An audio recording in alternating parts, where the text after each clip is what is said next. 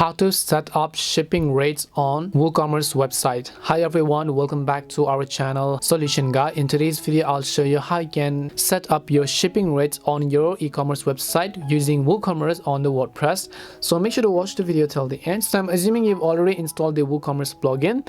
So what you need to do is inside your WooCommerce plugin you have to just go to settings over here, and once you go to WooCommerce and then you come to settings, you'll basically come to this page over here, right? So what you need to do is, of course, you need to go to the shipping tab, and then once you go to shipping tab you can see all of the zones that you actually offer. So currently no shipping methods offered to this zone. I'll just select the edit button over here, and once I select edit button over here I'll simply enter the zone name, and then I'll just select zone regions. So I can just go ahead and then make sure to enter my zone region over here. Once I enter my zone region, in this case you can see shipping methods, right?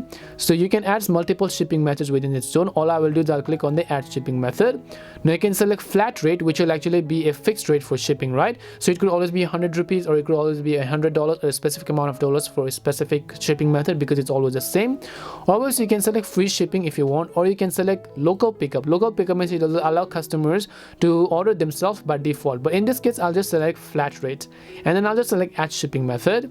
Now what I will do is, after I add flat rate as my shipping method, I can go ahead and simply actually edit the rate of this. So I'll just click on the edit button here, and you can see method title flat rate, tax status is taxable, and then cost is, let's say, in rupees or whichever currency you've put in. You have to make sure to change the currency first. It's going to be a fixed rate for every delivery, so just go ahead and click on the save changes button. After you've done that, people who try to check out your products will basically be given this flat rate in the checkout process. And this is how you can set up shipping rates on a WooCommerce website. We hope the video was really helpful, and if it did help you, then make sure to leave a like and subscribe to this channel. And if you've got any more questions, feel free to leave them down. Thank you very much for watching, and see you in the next video.